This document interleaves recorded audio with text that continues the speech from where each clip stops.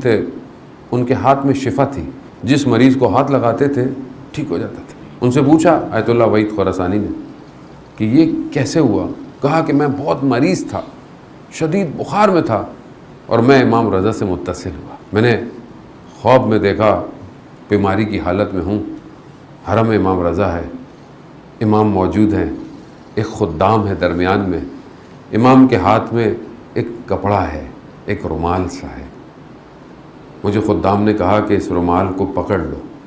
میں نے دوسری طرف سے اس رومال کو پکڑا، جیسے ہی پکڑا میں ٹھیک ہو گیا۔ جب میں بیدار ہوا میری سب طبیعت ٹھیک تھی، لیکن اس ہاتھ میں ایسی طاقت آ گئی کہ میں جس کو بھی ہاتھ لگاتا تھا وہ ٹھیک ہو جاتا تھا۔ کہا کہ اور خود عالم دین کہتے ہیں اگر میں اس رومال کے بجائے خود امام کے ہاتھ کو پکڑ لیتا تو میں نہ صرف مریضوں کو بلکہ میں مردوں کو بھی زندہ کر سکتا۔ وہ امام ہے، رؤوف امام، جو میری زیارت پہ آئے گا میں 3 دفعہ اس کی زیارت پہ آؤں گا۔ اس لیے بڑے بڑے علماء جب زیارت پہ جاتے تھے تو ایک ہی وقت میں کئی گھنٹے نہیں بیٹھتے تھے، آدھا گھنٹہ بیٹھتے تھے، پھر جاتے تھے، پھر واپس آتے تھے، پھر جاتے تھے، پھر واپس آتے تھے۔ کیوں؟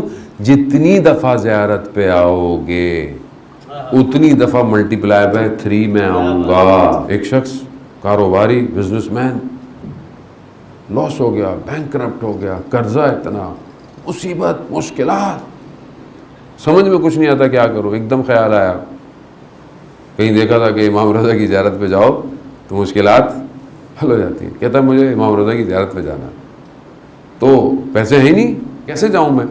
مگر میں نے سنا ہے کہ جاؤں گا کہ مشکل حل ہو سکتی ہے۔ بیوی نے کہیں سے پیسے ویسے، بیچاری نے کہیں سے قرض لے کے جمع لے کے اس کو پیسے دیے، اتنے پیسے دیے کہ جائے مشہد، واپس آئے اور زیارت کرے۔ خیر گیا، زیارت پہ گیا، زیارت کی، دعائیں کی، سب کچھ کیا، دل اپنا تھوڑا ہلکا لے کے واپس آ رہا تھا۔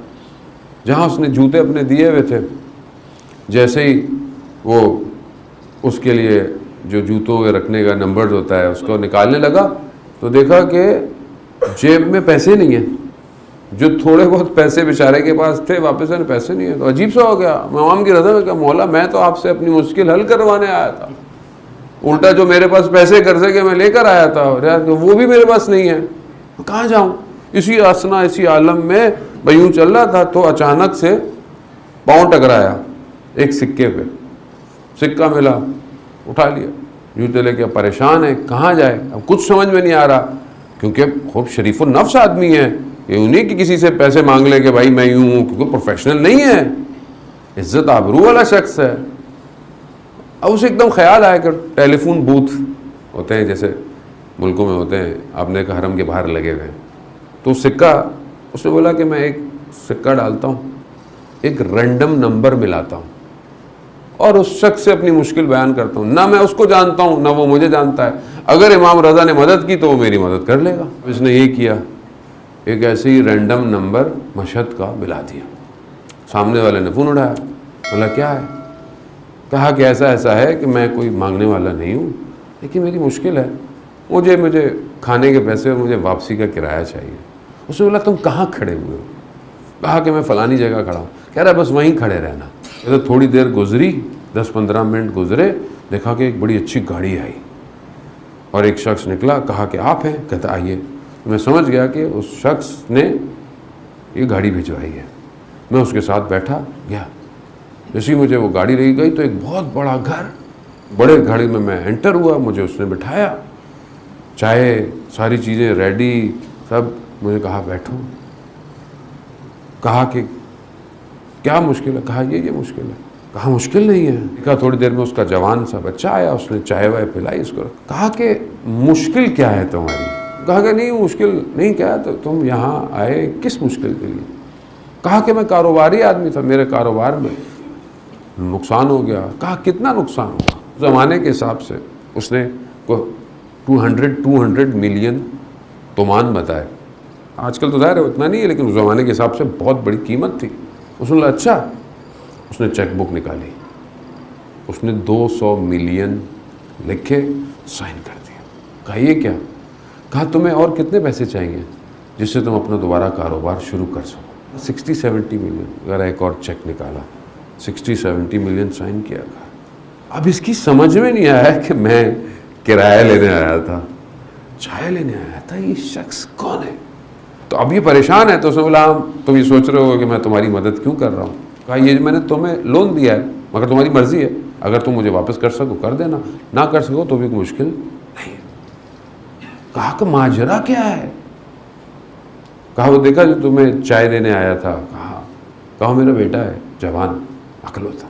کہا میں کوئی بہت مذہبی آدمی نہیں تھا, مشہد میں رہنے والا تھا, کاروباری تھا, لیکن میں ایسا نہیں تھا کہ میں حرم ہر وقت جایا کرتا.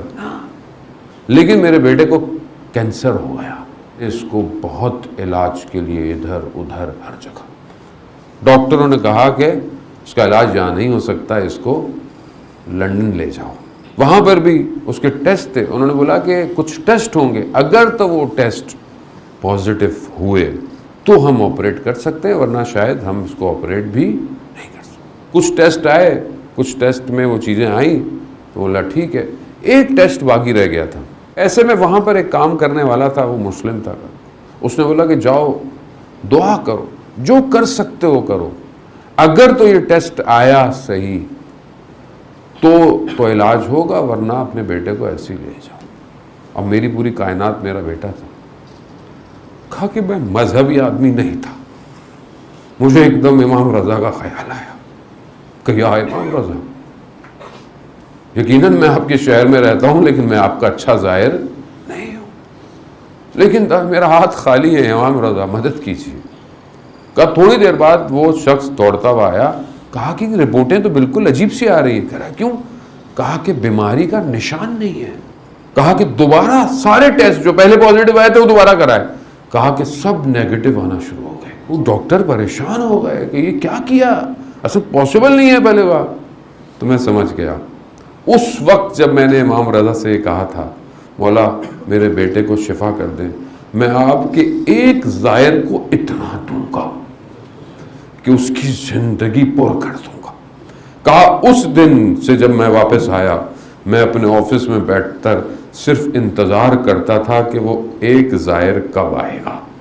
میں حرم گیا, گلیوں میں ڈھونڈتا تھا کہ وہ ایک زائر. آج صبح جب تم نے مجھے فون کیا, میں سمجھ گیا امام رضا نے اس زائر کو مجھے بھیج دیا. کہا میں نے کچھ نہیں کیا, میں نے اس دن کا وعدہ پورا کیا امام رضا سے.